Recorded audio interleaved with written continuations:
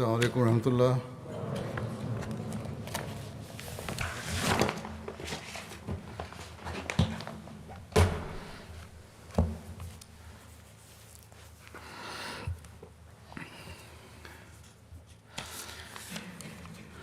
أشهد أن لا إله إلا الله وحده لا شريك له وأشهد أن محمدا عبده ورسوله أما بعد فأعوذ بالله من الشيطان الرجيم بسم الله الرحمن الرحيم الحمد لله رب العالمين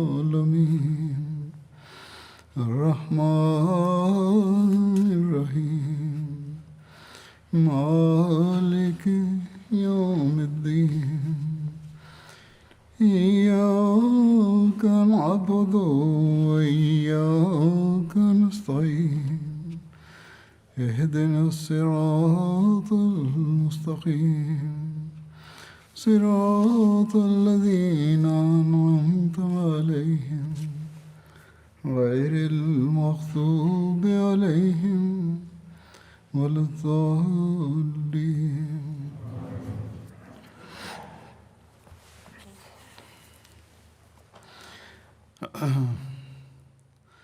حضرت ابوبکر صدیق رضی اللہ عنہ کے ذکر میں J'évoquais la bataille de Yamama en référence au calife Abu Bakr as-Siddiq radhiyallahu anhu. مزید یوں بیان ہوا ہے. Voici quelques détails supplémentaires à ce propos. Abu Saïd Khudri radhiyallahu anhu relate: J'ai entendu Abbad bin Bishr déclarer: Ô Abu Saïd, quand nous avions terminé avec Bousakha, la nuit, dans un songe, j'ai vu que le ciel a été ouvert et a été refermé sur moi. J'en ai déduit le martyr. Abu Saïd lui a dit: Il en résultera du meilleur pour vous, Inch'Allah. Je l'ai vu le jour de Yamama, il était en train d'inviter les Ansar en disant: Venez vers nous. Sur ce, 400 hommes sont retournés. Bara' bin Malik, Abu Dujana et Abbad bin Bishr étaient à l'avant-garde. Et ils ont tous atteint la porte du jardin.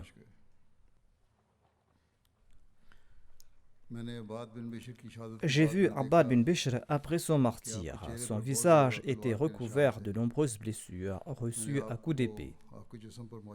Je l'ai reconnu grâce à un signe sur son corps.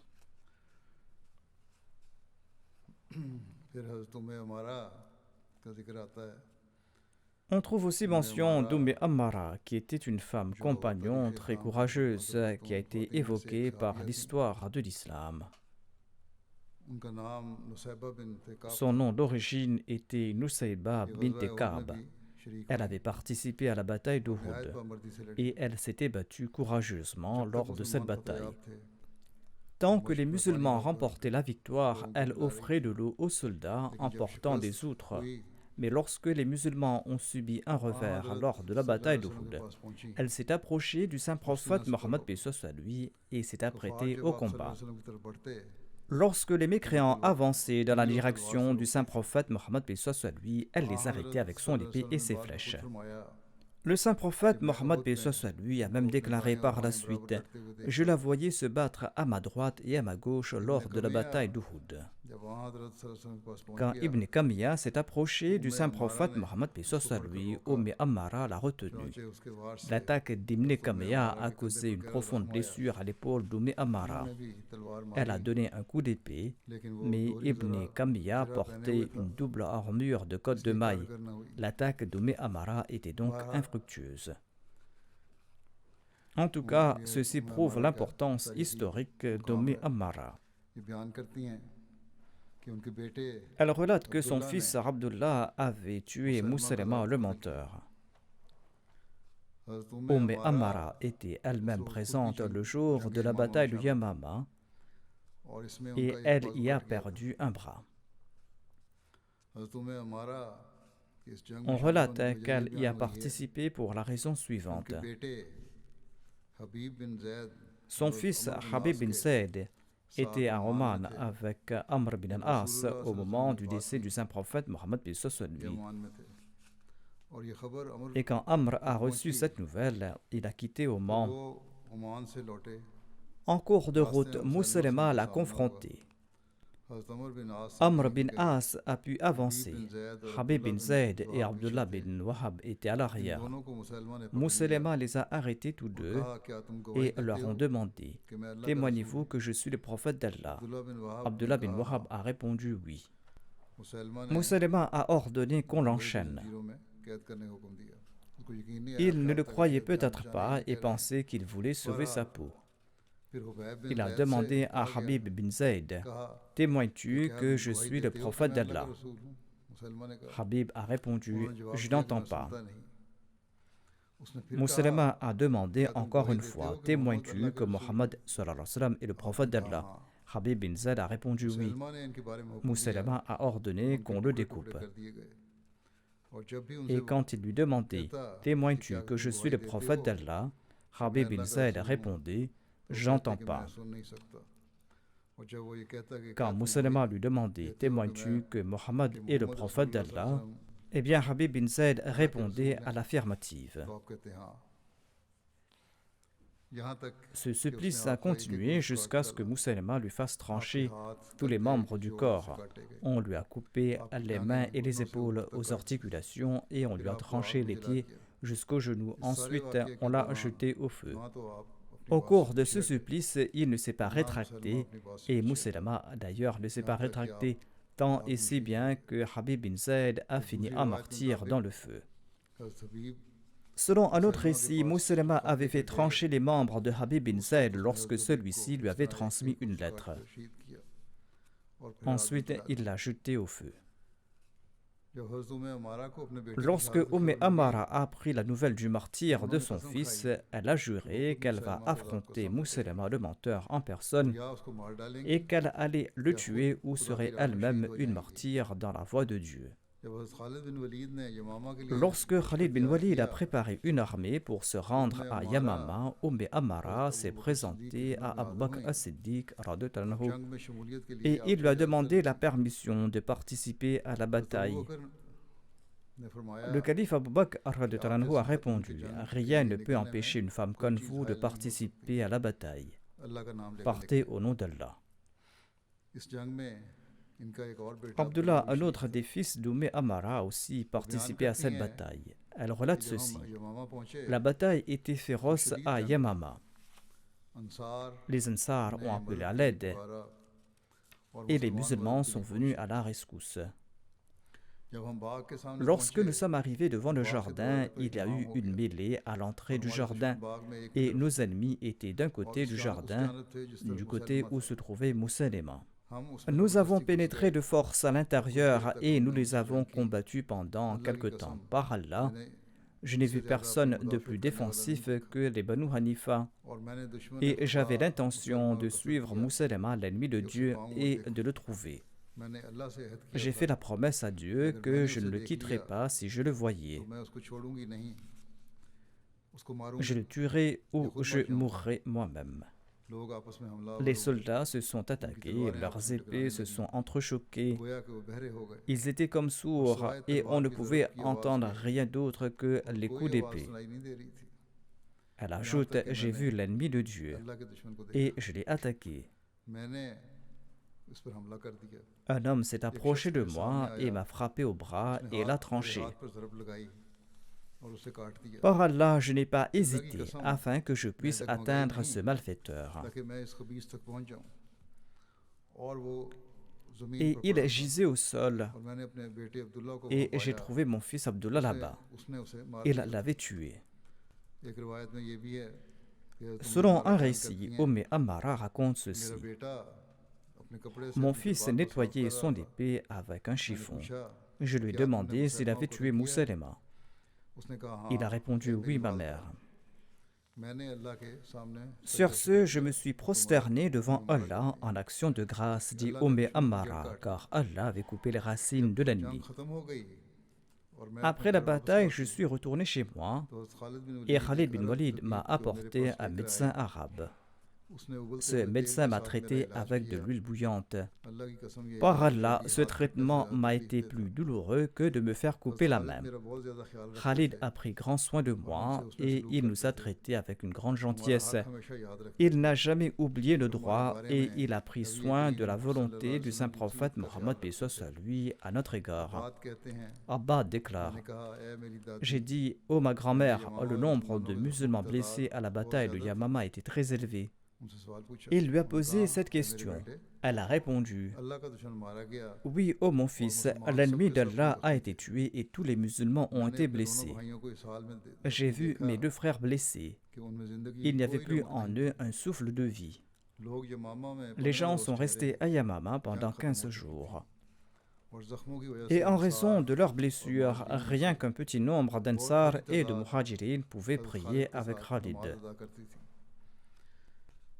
Ammara ajoute: je sais que les Banu Taï ont été bien éprouvés ce jour-là. J'ai entendu Adi bin Hatim dire ce jour-là: soyez patient, que mes parents soient sacrifiés pour vous.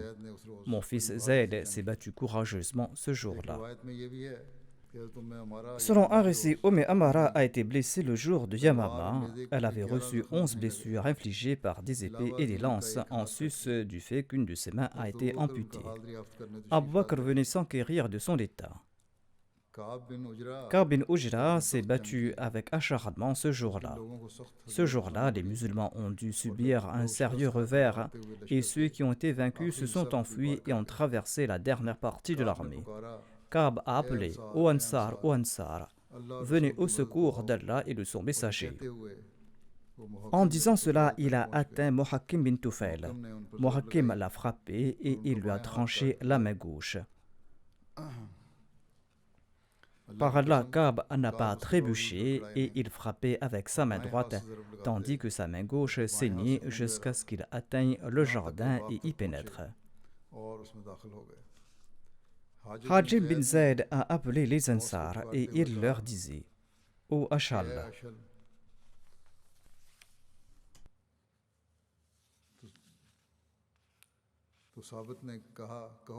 Thabit a déclaré: dis ô Ansar, ils font partie de votre armée et de la tienne.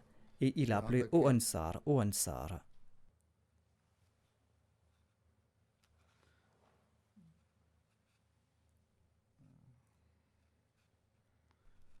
Sur ce, les Banu Hanifa les ont assaillis. Les musulmans se sont dispersés. Il a tué 2 ennemis avant de tomber en martyr. Il a été remplacé par Omer bin Aus. L'ennemi l'a aussi attaqué et lui aussi est tombé en martyr. Abu Aqil était un allié des Ansar et il était le premier à s'engager dans la bataille le jour de Yamama. Il a été frappé d'une flèche qui lui a transpercé l'épaule pour atteindre le cœur. Il a retiré cette flèche et il était très affaibli par cette blessure. Il a entendu Ma'an bin Adi qui disait: ô Ansar, revenez attaquer l'ennemi. Amr déclare: Abu Aqil s'est levé pour rejoindre les combattants. Je lui ai demandé quelles étaient ses intentions. Je lui ai dit: vous n'avez pas la force de vous battre, vous êtes très faible. Il a répondu: on m'a appelé par mon nom. Amr a répondu: on a mentionné que les noms des Ansar et on ne parlait pas non plus des blessés. Abu Aqil a répondu: je suis un des Ansar et je répondrai certainement même si d'autres font preuve de faiblesse. Ibn Omar déclare: Abu Aqil s'est levé avec courage, il a pris une épée nue dans la main droite et il a commencé à crier aux Ansar à lancer la contre-attaque comme le jour de la bataille de Hunayn. Ils se sont tous réunis et sont devenus le bouclier des musulmans contre l'ennemi, jusqu'à ce qu'ils poussent l'ennemi à l'intérieur du jardin. Ils se sont réunis, c'est-à-dire ils ont pénétré à l'intérieur du jardin et il y a eu une bataille féroce à l'intérieur et les épées ont commencé à tomber les unes sur les autres. J'ai vu Abu Aqil.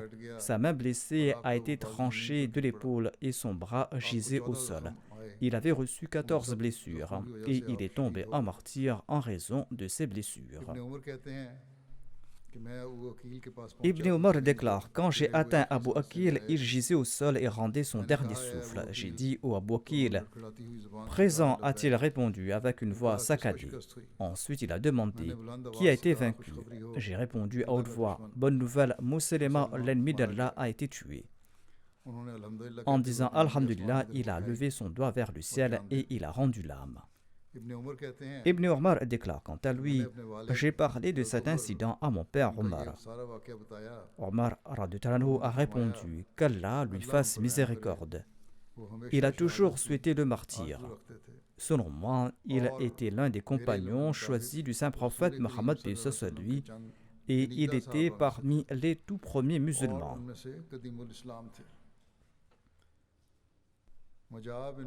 Mujah bin Murara était le chef des Banu Hanifa. Je l'avais mentionné auparavant. Un jour, il a évoqué Ma'an bin Adi. Il a dit: il venait me voir à l'époque du saint prophète Mohammed lui en raison de notre ancienne amitié. Il est retourné dans la délégation auprès du calife Abu Bakr après la bataille du Yamama. Abu Bakr se rendait un jour avec ses compagnons pour visiter la tombe des martyrs de Yamama. Je les ai accompagnés et je suis sorti avec eux jusqu'à ce qu'Abu Bakr et ses compagnons se rendent sur les tombes de 70 compagnons. J'ai dit au calife du prophète: je n'ai vu personne plus ferme face aux assauts des épées ennemies que les compagnons lors de la bataille de Yamama. Je n'ai vu personne d'autre lancer d'attaques plus féroces. J'ai vu l'un d'entre eux, qu'Allah lui fasse miséricorde. J'étais son ami. Abu Bakr a demandé. Il avait reconnu, il a demandé: était-ce Ma'an bin Adi? J'ai dit oui. Abu Bakr connaissait notre amitié. Il a déclaré: qu'Allah lui accorde sa miséricorde, tu as mentionné une personne vertueuse. J'ai dit au calife du prophète: c'est comme si je le voyais de mes yeux. J'étais ligoté dans la tente de Khalid bin Walid. Les musulmans avaient subi un tel revers que je croyais qu'ils n'allaient pas se rétablir. Et j'ai trouvé cela très troublant. Abu Bakr a demandé: par Allah, as-tu vraiment été troublé? Parce qu'il était devenu un apostat et c'est pourquoi il avait été emprisonné. En tout cas, il a répondu: par Allah, j'ai trouvé cela très désagréable. Abu Bakr a déclaré: je loue Allah pour cela. Mujah déclare: j'ai vu Ma'an bin Adi qui portait un tissu rouge sur la terre et il avait attaqué par derrière. L'épée était en bandoulière sur son épaule et du sang en coulait. Il criait: ô Ansar, attaquez de toutes vos forces. Mujah a déclaré que les Ansar ont riposté et l'attaque était si féroce qu'ils ont repoussé l'ennemi. Je marchais avec Khalid bin Walid et je reconnaissais ceux qui étaient tués parmi les Banu Hanifa. Et je voyais aussi les Ansar. Ils étaient tombés en martyrs. Abu Bakr a pleuré en entendant cela jusqu'à ce que sa barbe bénie soit mouillée de ses larmes. Abu Saïd Khudri déclare: à l'heure de la prière de Zuhr, je suis entré dans le jardin et il y avait une bataille féroce qui s'y déroulait. Khalid bin Walid a ordonné au muezzin de lancer l'appel à la prière et il a lancé l'appel sur le mur du jardin. Les soldats étaient anxieux à cause des combats et quand la bataille a pris fin après Asr, Khalid nous a dirigés dans la prière de Zuhr et d'Asr. Ensuite, il a envoyé des gens pour offrir de l'eau à ceux qui avaient été tués. J'ai fait des tournées avec lui et je suis passé tout près d'Abu Aqil. Il avait reçu 15 blessures. Il m'a demandé de l'eau, je lui en ai offert et cette eau est sortie de toutes ses blessures. Et il est tombé en martyr. Je suis passé devant Bishr bin Abdillah. Il était assis à sa place. Il m'a demandé de l'eau. Je lui en ai offert. Et lui aussi est tombé en martyr. Mahmoud bin Labid relate ceci. Quand Khalid a lancé l'attaque contre les gens de Yamama, les musulmans ont été tués en grand nombre lors de cette bataille. Et même la plupart des compagnons du prophète sallallahu alayhi wa sallam sont tombés en martyr et de nombreux musulmans qui ont survécu ont été grièvement blessés. Quand Khalid a su à propos de la mort de Moussalama, il a pris Mujara qui était menotté et il l'a emmené avec lui pour identifier Moussalama. Il l'a cherché parmi les cadavres, mais il n'a pas pu découvrir le cadavre de Moussalama.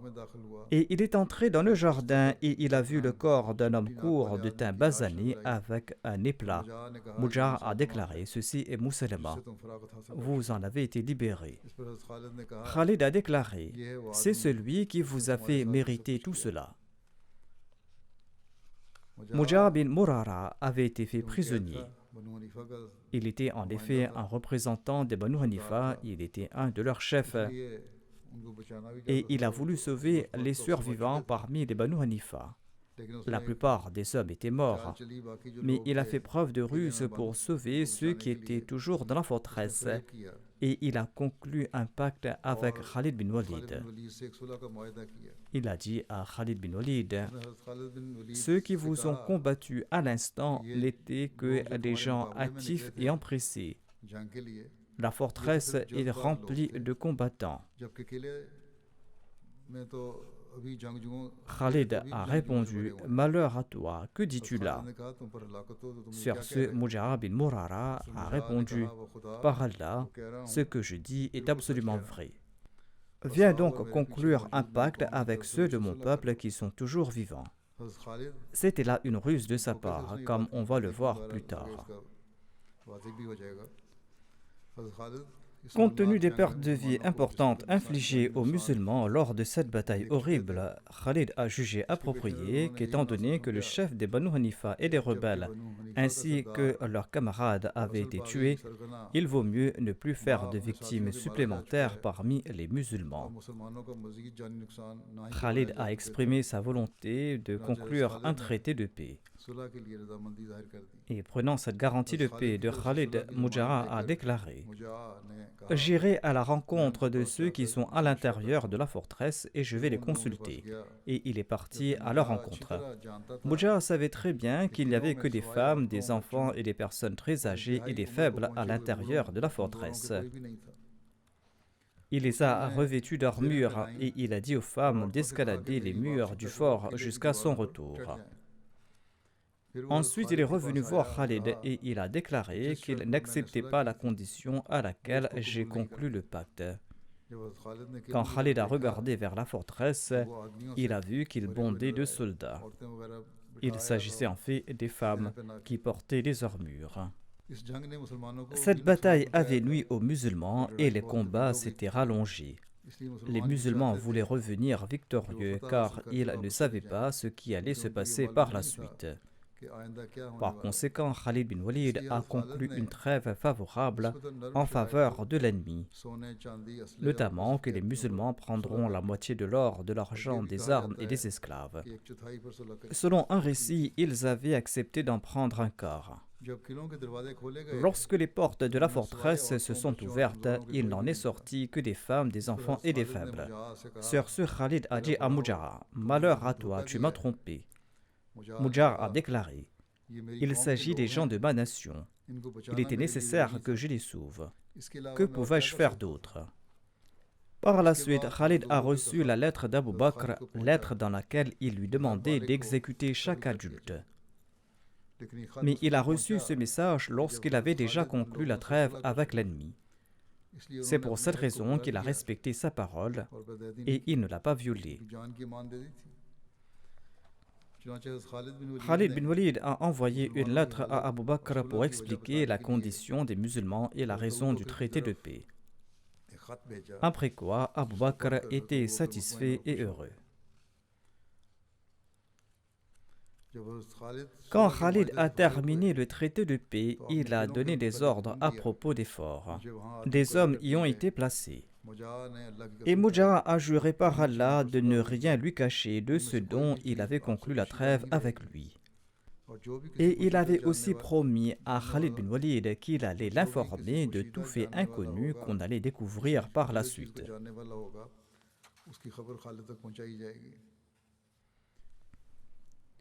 Ensuite, les forts ont été ouverts et une grande quantité d'armes a été récupérée, armes que Khalid a collectées séparément. Tout dinar et tout dirham récupérés ont été amassés ainsi que des armures. Ils ont fait sortir les prisonniers et les ont divisés en deux groupes. Ensuite, on a tiré au sort les butins de guerre et ils ont pesé les armures, les chaînes, l'or et l'argent. Le khums a été déduit de ces butins. Et la quatrième partie des khums a été distribuée parmi les gens. Deux parties étaient fixées pour les cavaliers et une partie était fixée pour les propriétaires des chevaux. Ensuite, on en a déduit le khums. Tout cela a été envoyé à Abu Bakr as-Siddiq radhiyallahu anhu. Par la suite, les Banu Hanifa se sont réunis pour jurer allégeance et pour exprimer leur dissociation de la prophétie de Musaylama. Tous ces individus ont été présentés à Khalid bin Walid et ils lui ont prêté allégeance et ils ont annoncé leur reconversion à l'islam. Khalid bin Walid a envoyé une délégation des Banu Hanifa à Médine au calife Abu Bakr as-Siddiq radhiyallahu anhu. Quand ils sont arrivés auprès d'Abu Bakr, celui-ci a exprimé son étonnement et il leur a demandé. Tout étonné, le calife Abu Bakr leur a demandé « Comment avez-vous été piégés par Musaylama et comment vous êtes-vous égarés ?» Ils ont répondu au calife du prophète « Vous êtes bien conscient de notre situation.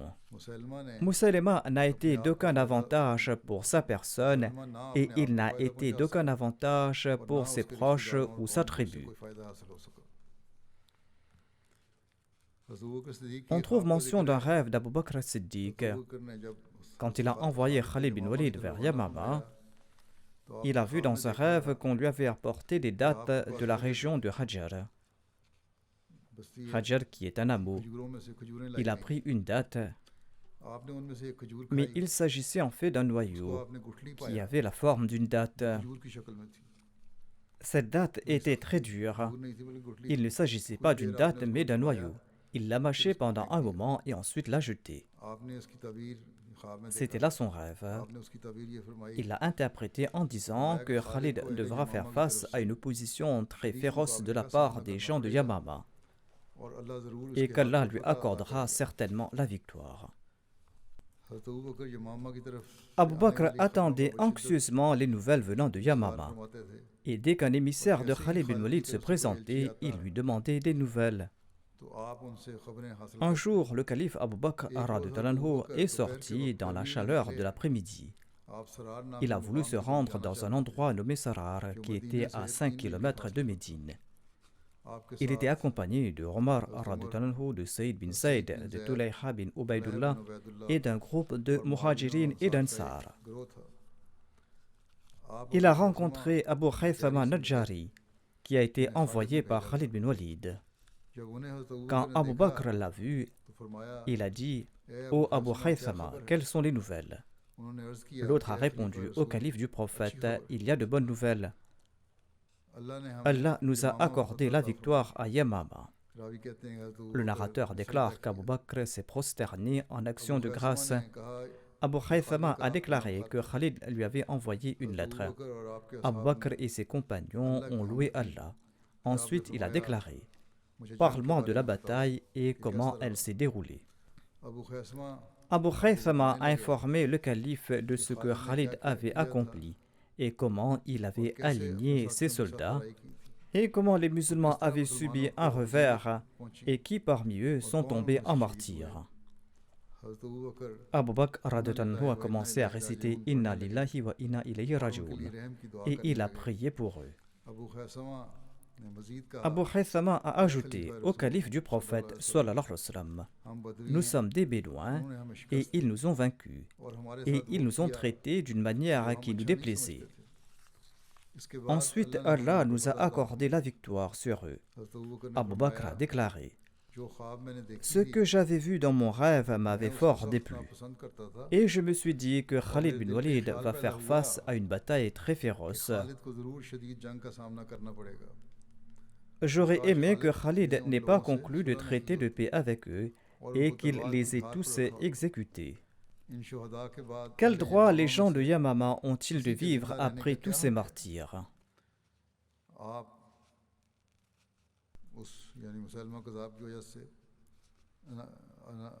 Ils seront éprouvés jusqu'au jour de la résurrection en raison de Musalama le menteur. C'est-à-dire, ses compagnons seront éprouvés à cause de lui, à moins qu'Allah ne les sauve. Après cela, la délégation des gens de Yamama s'est présentée au calife Abu Bakr avec Khalid bin Walid. On dit qu'environ 10 000 apostats ont été tués lors de cette bataille. Selon un récit, leur nombre serait de 21 000 et que 500 ou 600 musulmans sont tombés en martyrs. Différents récits présentent différents chiffres concernant le nombre de victimes parmi les musulmans, soit 700, 1200 ou 1700. Selon un récit, plus de 700 huffaz du Saint-Coran figuraient parmi les martyrs lors de cette bataille. Parmi ces martyrs se trouvaient les grands compagnons ainsi que les huffaz du Saint-Coran, dont le statut et le rang étaient très éminents parmi les musulmans. Leur martyr a été une très grande tragédie. Mais c'est la mort de ces huffaz du Saint-Coran qui a conduit plus tard à la compilation du Saint-Coran. Parmi ces martyrs figuraient les noms de quelques compagnons célèbres: Zayd bin Khattab, Abu Huzaifa bin Rabi'a, Salim Mawla Abu Huzaifa, Khalid bin Usaid, Hakam bin Saïd, Tufail bin Amr Dossi. Il y avait aussi Say bin Awwam, le frère de Zubair bin al-Awwam, Abdullah bin Harith bin Qais, Abbad bin Harith, Abbad bin Bishr, Malik bin Aus, Suraka bin Ka'b, Ma'an bin Adi, le khatib du prophète sallallahu alayhi wa sallam, Thabit bin Qais bin Shammas, Abu Dajjana, Abdullah bin Abdullah, le fils du chef des hypocrites, Abdullah bin Ubay bin Saloul, et Yazid bin Thabit al-Khazraji. Selon certains historiens, la bataille de Yamama a eu lieu au cours du mois Rabiul Awwal en l'an 12 de l'Hégire, tandis que selon d'autres, cette bataille a eu lieu vers la fin de l'an 11 de l'Hégire. Ces déclarations peuvent être corroborées ainsi. La bataille a débuté en l'an 11 de l'Hégire et s'est terminée en l'an 12 de l'Hégire. Hazrat Muslim Maud déclare: ceux qui se sont proclamés prophètes après le saint prophète Mohammed lui et qui ont été combattus par les compagnons s'étaient tous rebellés contre l'État islamique et ils avaient déclaré la guerre contre l'État islamique. Musulma lui-même avait écrit au saint prophète Mohammed lui. Il lui a dit: j'ai reçu l'ordre que la moitié de la terre de l'Arabie m'appartient et l'autre moitié aux Qurayshites.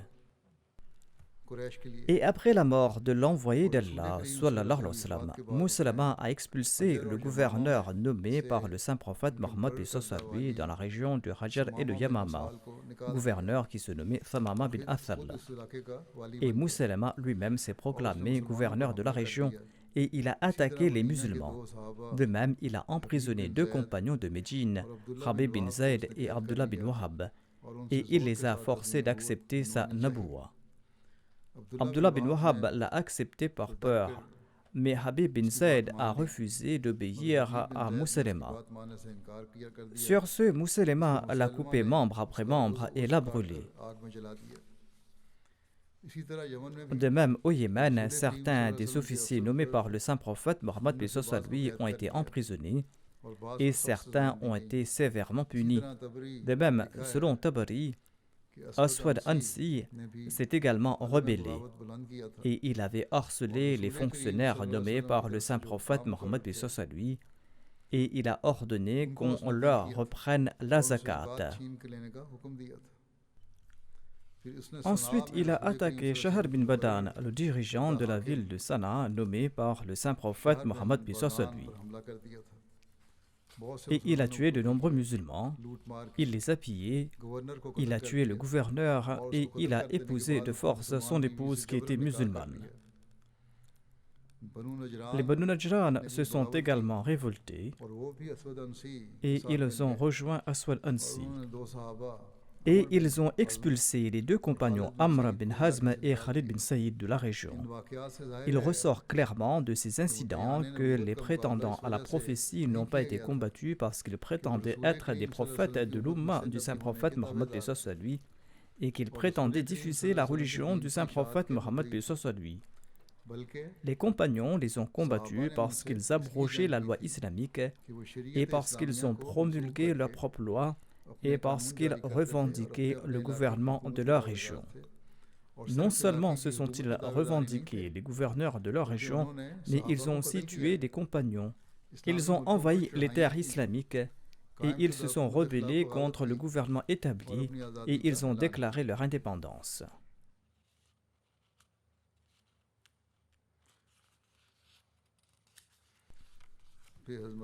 Ensuite, le Messie promet salam déclare: les Bédouins ont apostasié quand le saint prophète Mohammed paix sur lui est décédé. Aïcha décrit cette situation périlleuse en ces termes. Elle déclare: après le décès du saint prophète Mohammed paix sur lui, certains faux prophètes ont pris naissance et certains ont abandonné la Salat. La situation a changé. Mon père a été nommé calife du saint prophète Mohammed paix sur lui et son successeur dans un tel climat. De si grands malheurs lui sont tombés dessus, des malheurs qui auraient réduit une montagne en poussière. Réfléchissez, dit le Messie promet l'Islam, un homme ordinaire ne peut faire montre de pareil courage et de pareil enthousiasme lorsque pareille montagne de difficultés lui tombe dessus. Cette persévérance exige la sincérité, et seul le Siddiq l'a démontré.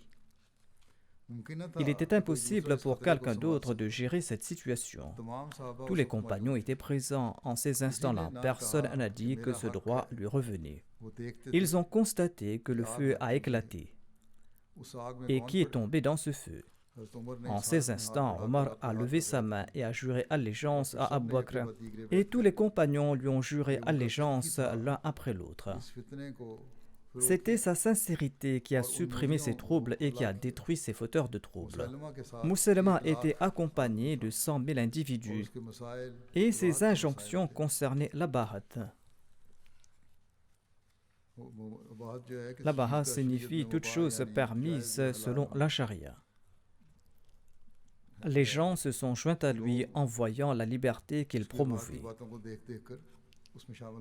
Il rendait licite nombre d'actions qui étaient illicites. J'en ai fait mention dans le passé. Les gens se joignaient à sa religion en raison de la liberté qu'il était en train de promouvoir. Mais Dieu a accordé son soutien au calife Abu Bakr et il a réduit toutes ces difficultés. Le Messie promet l'Islam déclare: les chercheurs savent très bien que le califat d'Abu Bakr était une période secouée par la peur et les malheurs. Quand le saint prophète Mohammed paix sur lui est décédé, les calamités ont accablé l'islam et les musulmans. Nombre d'hypocrites ont apostasié. Ces apostats se sont soulevés et des imposteurs se sont proclamés prophètes. La majorité des Bédouins les ont soutenus, tant et si bien qu'une centaine de milliers d'ignares et d'infâmes se sont ligués autour de Mousselma le menteur. L'insurrection a éclaté, les malheurs ont pris de l'ampleur et le danger a menacé de partout. Les croyants étaient sous le choc, tout le monde était éprouvé.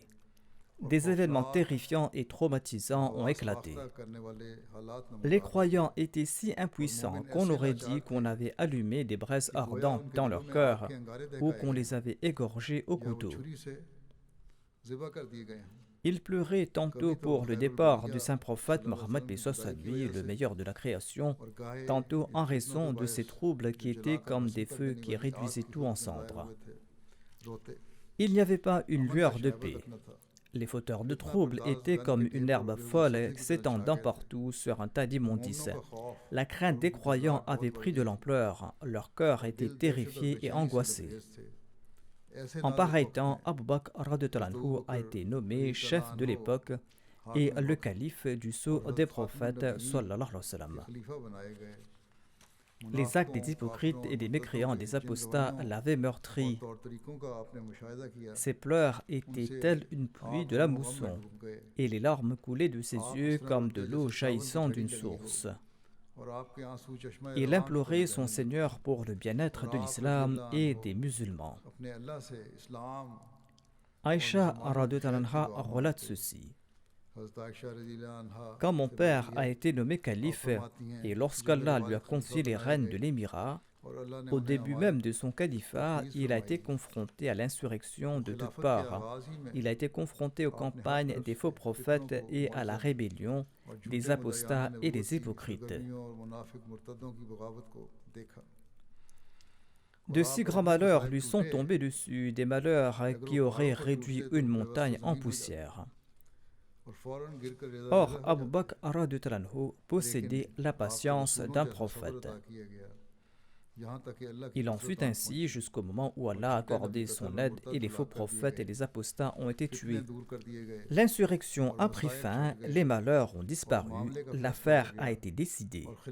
Le califat a été établi et Allah a protégé les croyants des malheurs et il a transformé leur peur en paix. Et il a renforcé leur religion et il a guidé tout un monde vers la vérité. Il a humilié les fauteurs de troubles et il a accompli sa promesse et il a aidé Abu Bakr as-Siddiq, son serviteur. Les chefs des rebelles et les idoles ont été détruits. Il a inspiré une telle crainte dans les cœurs des mécréants qu'ils ont été complètement vaincus. En fin de compte, ils se sont repentis. D'ailleurs, Allah en avait fait la promesse et il est le plus véridique d'entre tous. Voyez donc comment la promesse du califat a été accomplie en la personne d'Abu Bakr as-Siddiq dans le respect de toutes ses exigences. Voici d'autres détails concernant Khalid bin Walid. Il avait terminé la campagne à Yamama et il s'y trouvait encore lorsque Abu Bakr radhiyallahu anhu lui a demandé de partir pour l'Irak. Selon un récit, Ala bin Hadrami a demandé des renforts au calife. Il a écrit à Khalid bin Walid et lui a ordonné de quitter Yamama et de se rendre dans les plus brefs délais auprès d'Allah et de l'aider. Khalid est venu à son aide. Il a tué Hutam et tous deux ont assiégé Khoud. Khoud est un quartier de la tribu Abdul Qais au Bahreïn où les palmiers poussaient abondamment. Abu Bakr lui a ordonné de partir pour l'Irak et c'est là qu'il a quitté le Bahreïn.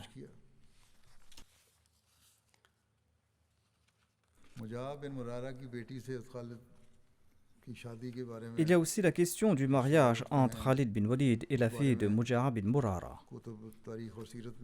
Selon les livres d'histoire et de biographie, Khalid bin Walid s'est marié après la bataille de Yamama et après avoir conclu un traité avec les survivants des Banu Hanifa. Selon les historiens, Abu Bakr as-Siddiq radhiyallahu anhu était en colère contre Khalid bin Walid lorsqu'il a appris la nouvelle de ce mariage. Mais lorsque Khalid bin Walid a offert une explication détaillée dans une lettre, toute la colère d'Abu Bakr radhiyallahu anhu a disparu. Selon les détails, après la réconciliation, Khalid bin Walid a demandé à Muja'a bin Murara de lui donner la main de sa fille en mariage. Muja'a était au courant de l'incident concernant Layla Tamim, l'épouse de Malik bin Nuwayra, et de la colère d'Abu Bakr à l'endroit de Khalid bin Walid en raison de ce mariage. Mujara lui a dit « Attendez un peu, vous allez me mettre en difficulté et vous ne pourrez pas non plus échapper à la réprimande d'Abu Bakr radhiyallahu anhu. » Mais Khalid radhiyallahu anhu lui a dit « Donnez-moi la main de votre fille. » Sur ce, Mujara lui a donné la main de sa fille. Le calife Abu Bakr radhiyallahu anhu attendait les nouvelles de Yamama et il attendait l'arrivée de l'émissaire de Khalid bin Walid. Un soir, il se trouvait quelque part avec un groupe de Muhajirin et d'Ansar lorsqu'il a rencontré Abu Khaythama, le messager de Khalid bin Walid. Dès qu'Abu Bakr l'a vu, il lui a demandé les nouvelles du front. L'émissaire de Khalid bin Walid a répondu « Tout va bien au calife du messager d'Allah, sallallahu alayhi wa sallam. Allah nous a accordé la victoire à Yamama.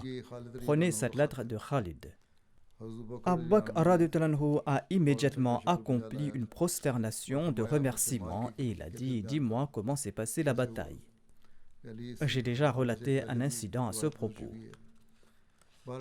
Tout en décrivant les détails de la bataille, Abu Khaythama a présenté les actions de Khalid bin Walid, notamment comment il a aligné l'armée et qui sont les compagnons qui sont tombés en martyrs et comment ils ont été repoussés par l'ennemi et comment les ennemis nous ont habitués à des choses que nous ignorions.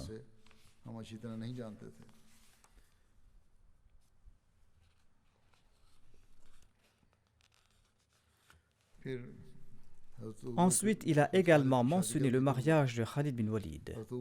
Abu Bakr lui a écrit une lettre en lui disant « Au fils de mes Khalid, tu t'es marié avec des femmes tandis que le sang de 1200 musulmans n'a pas encore séché dans ta cour. » Ensuite, Mujahid t'a poussé à conclure une trêve par tromperie tandis qu'Allah t'avait accordé plein pouvoir sur lui.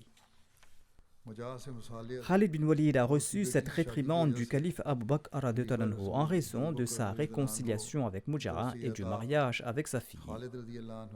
Khalid bin Walid a répondu au calife, il a présenté sa position et il a aussi présenté sa défense.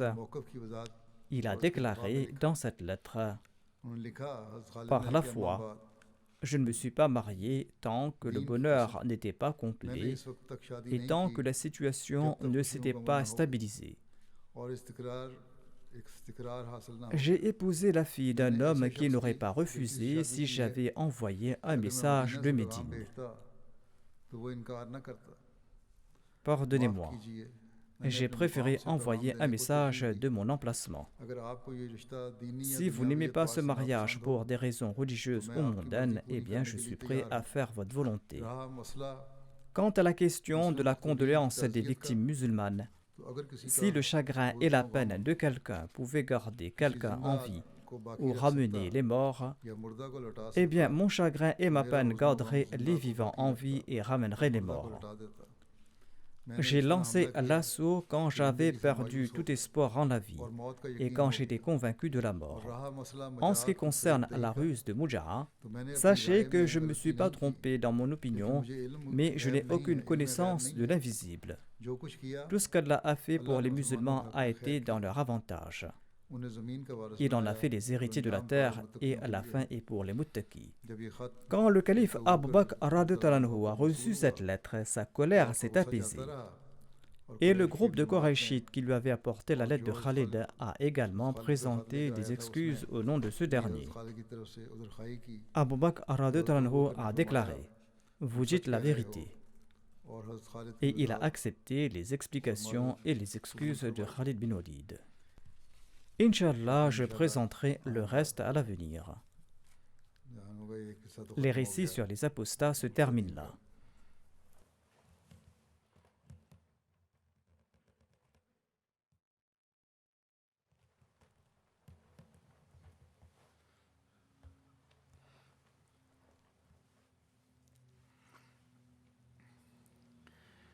Alhamdulillah.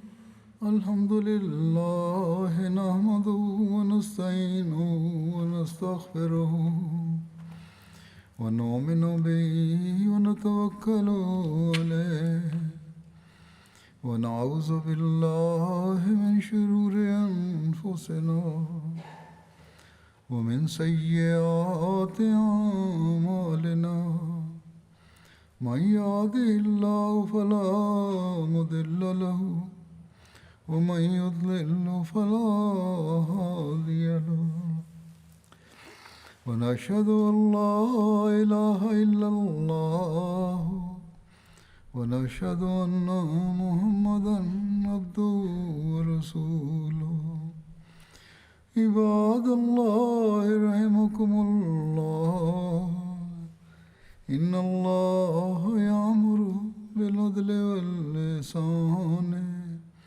وإيتاء ذي القربى وينهى عن الفحشاء والمنكر والبغي يعظكم لعلكم تذكرون اذكروا الله يذكركم وادعوه يستجب لكم ولذكر الله أكبر.